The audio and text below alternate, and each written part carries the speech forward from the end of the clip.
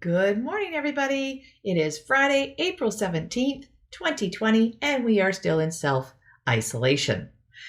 So, has anybody got the beautiful weather that I have? It is gorgeous outside. The sun all week has been shining, and it's just absolutely beautiful. We have cold nights, so the gardening's still not going well for me. But I've had a little bit in my garden surviving, but I've also lost a little bit in the garden because I got excited. And as soon as I had some time off, I went to the nursery and grabbed a bunch of plants and got my garden going. So I was a little bit excited, and I lost a few of my plants. But anyhow, the sun has been out right now. We're still getting very cold nights, but we're getting very warm days. So that's been quite interesting.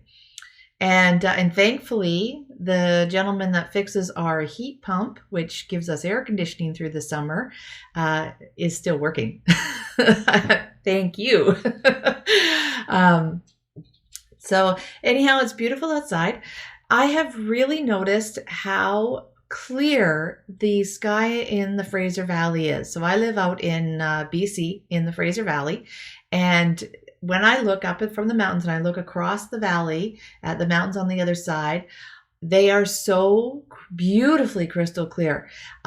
We can see Mount Baker, and down in the Washington, and it is so clear. I can see the details of the snow.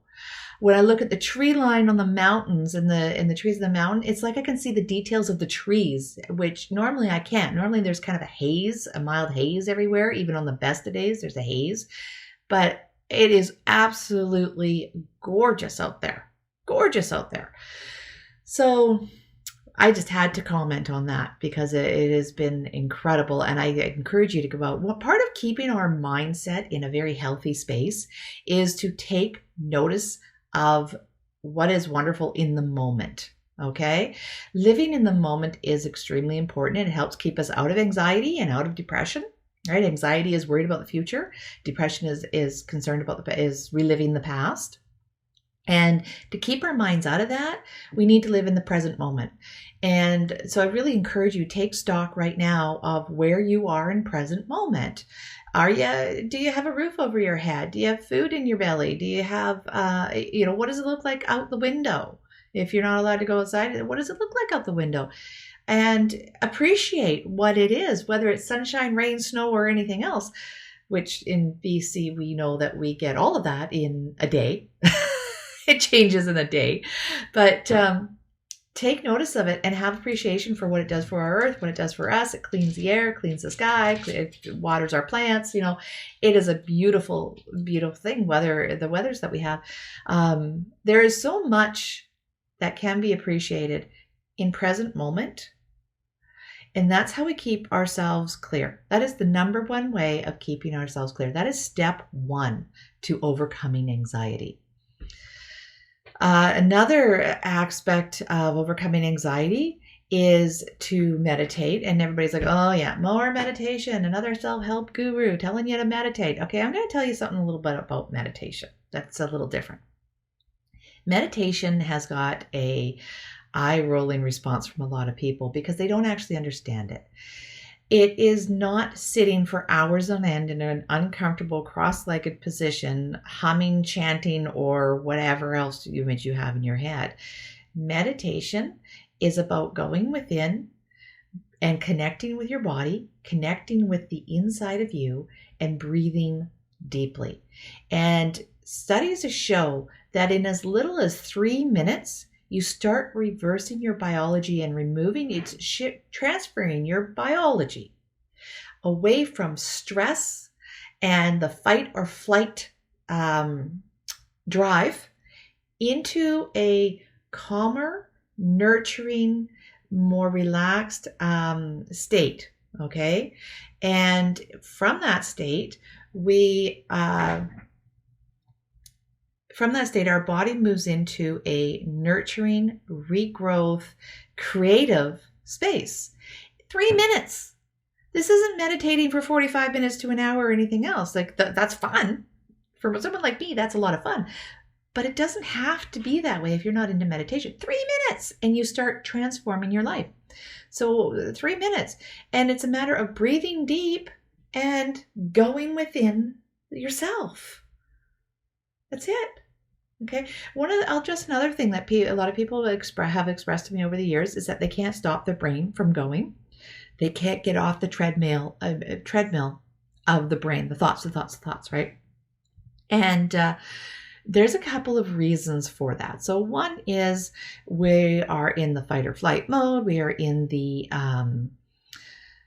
concern and worry about anxiety in the future. We are beating ourselves up about the past. And it's a matter of a learned pattern that we can't seem to let go.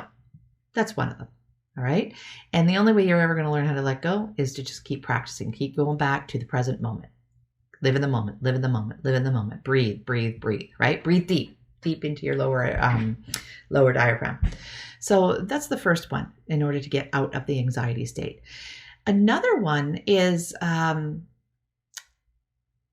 we get trapped so our biology actually, every time we have an emotion, the emotion creates a chemical. There's a chemical released in our brain that sends out a response, a message to the rest of our body that tells it, we're in this emotional state and now do your response. And every part of our body has a particular response to it.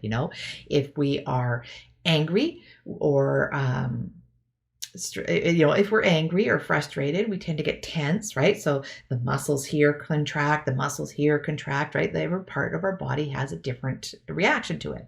And when we have that, the chemicals, when we have those responses on a prolonged basis, those chemicals begin to create a more consistent state of that area of the body. And so really they can actually become, the chemicals of the emotion become trapped in our body, and it creates a cycle that our body is in that state, that chemical state. Our body is having the chemical reaction, holding that reaction in our muscles and our tissues and everything. And so our body tells our brain that we're in that emotion. And then our brain looks around the world and says, oh yeah, that's got me mad. That's got me angry. That's got me frustrated. I'm stressed about that. I'm anxiety about that. And we find all the reasons to justify the chemical that is holding our muscles in the body. So then we produce more of the same chemical, which then goes out and it becomes this loop. So you get the loop, right? So if it's a feedback, you have to interrupt that feedback. You have to stop it.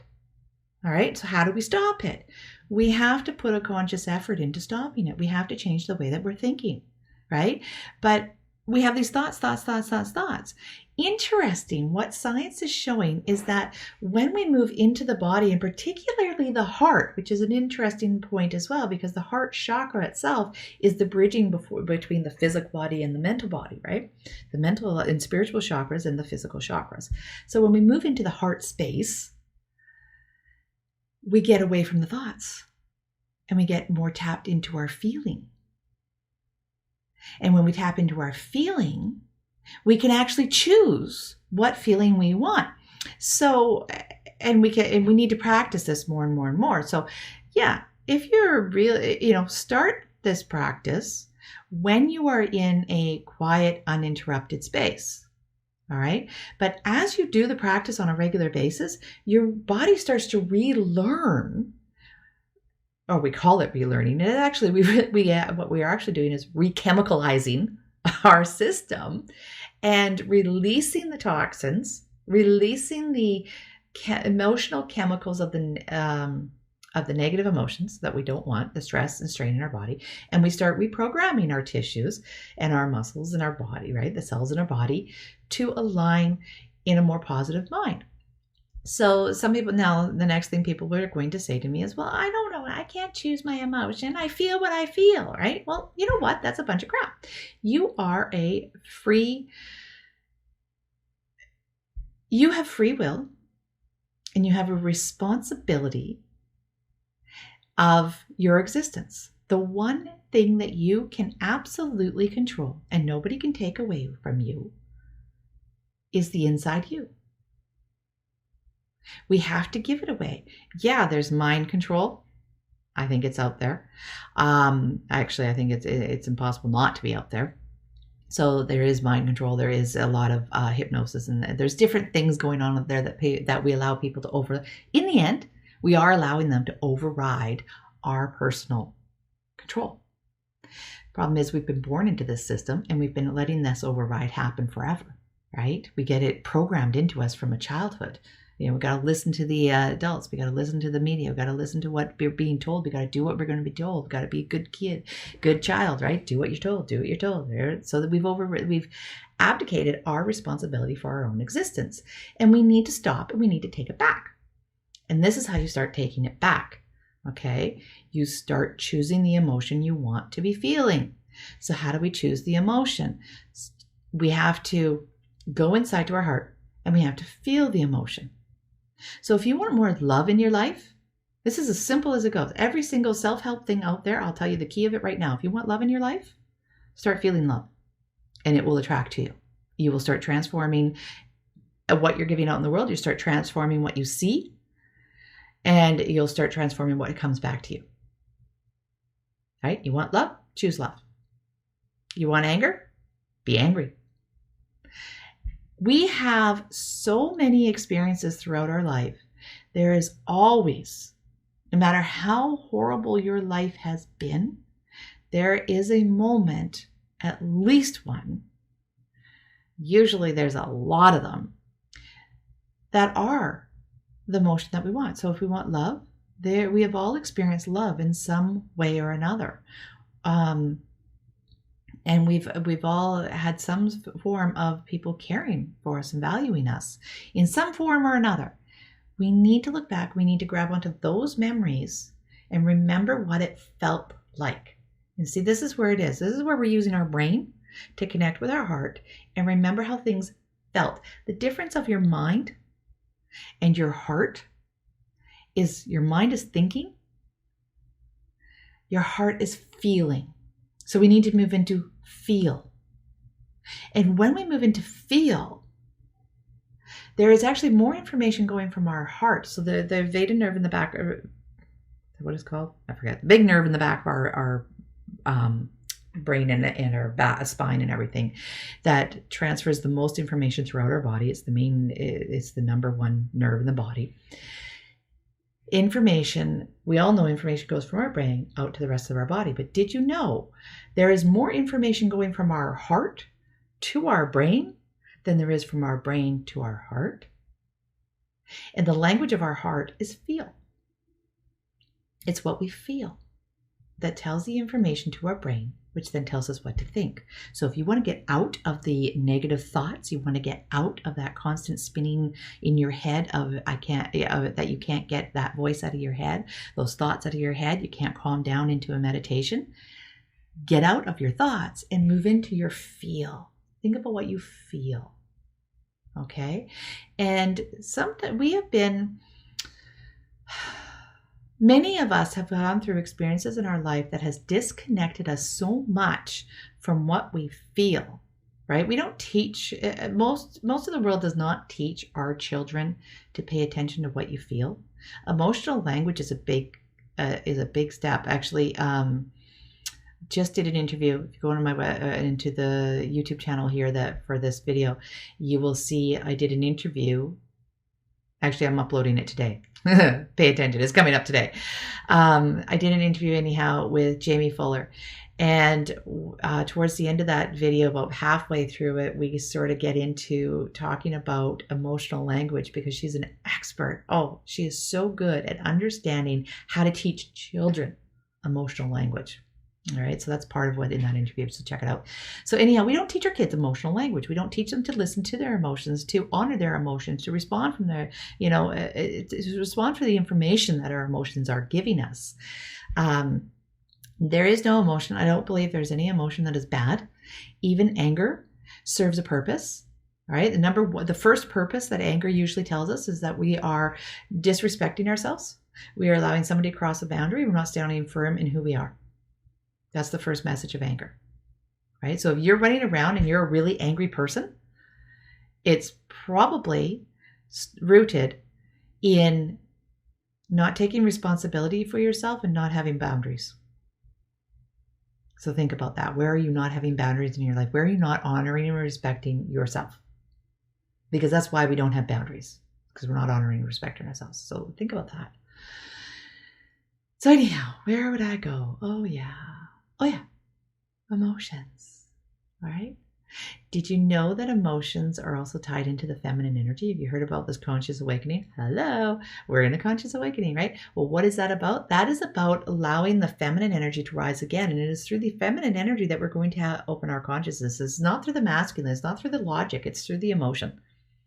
Feminine energy is all about emotion, intuition, and spiritual connection. And it is through the balancing of the masculine, which is our logic and it is our motivation, it's our drive forward, and the feminine, which is our intuition, our nurturing, our emotions, our connections. It is through the balance of these two energies that we awaken our consciousness. Right. And for, you can argue me on how far back this goes. I don't think we actually know. There's so much new science coming into out right now about our human origin. But we have broken this balance. Now, there's a recent theory that I have worked with that I really, really enjoy the concept of, and that is, we talk about a veil, the veil that separates us from our spirit, from our divinity, and it's that veil that gives us the identity of being separate, which can give us our unique experience. There's a concept that's starting to form and a theory that's starting to come together for me that it was the rise of the masculine energy and the suppression of the feminine energy that caused us to identify in such extreme from our divinity, from the oneness that we are. And this conscious awakening right now is actually the rise and balance of that feminine energy coming back into alignment with the masculine. So we're not going to lose our individuality because we still have that masculine energy that tells us we are having our own unique experience. But that feminine energy tells us that that unique experience is intertwined with everyone else's unique experience, okay? And that we're all one. And it's the balance between the two that is actually that is actually causing us to evolve into a deeper conscious awareness. And back to the heart and the emotions, that the heart and the emotions is what brings that feminine energy up. It's what connects us and opens it up. What the studies are showing. So the science behind all this, check it out in HeartMath. That's probably the straightest place to pick it up. But when we tap into the heart, and we start deciding on and choosing our emotions, and the emotions, and we choose positive emotions, and we send that information to our brain, and our brain releases chemicals that tells our body, oh, we're safe, right? This is where breathing is. Breathing tells us that we're safe, right where we are in this moment, right now. We're safe. That's why we breathe deep. That's what it tells the body. The body starts to relax. And when the body does this, and when your brain releases those positive chemicals, there's more, and all this information, it begins to process the information that's being given to it from the heart and from the eyes and from all the different sensories that are going on. And that information, we actually broaden our thinking, and we move out of that stress of fight or flight mode, and we move into that nurturing, compassionate, self-healing mode. We actually open up our brain ability. We get into bigger thinking, and we activate more areas of our brain. And they've stuck the little caps with all the little plugs in it that measure it. This is science, guys. This is pure science. We actually start opening up the different energy centers in our brain, and we have more ability. We start having more ability. And those abilities, wow. So there's a whole documentary, actually, I think it's out on Ancient Aliens, talking about superheroes and the concept of superheroes in our society.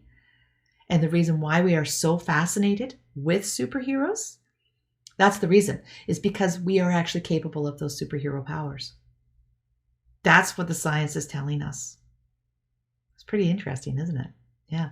So here I am, Friday. I'm going to wrap this up on my morning thoughts. I'm going to leave you with this. As we move into the weekend, I'll come back on Monday with more morning thoughts, but today I'm taking the weekend off. And try it. Try meditating. Try breathing deep and connecting in with how you are feeling. Take note of how you're feeling. Observe how you feel. Observe all the tension or relaxation in each muscle of the body. Pay attention to how it feels for the breath that comes in and out of your body as you breathe deep, right? And move your body into a more relaxed, positive state. This is where we're going to find answers to our biggest questions, is when we start doing this. And so I invite you to do that. And remember, it's as little as 3 minutes that can transition. So 3 minutes of heart and brain coherence. And that's what it's called. When you move into your heart space and you choose a positive emotion, you start connecting your brain frequency and your heart frequency into a smooth coherence. Right? And it's these beautiful up and down waves that happen. And when we do that, we completely transform our lives. All right. So that's what I invite you to do.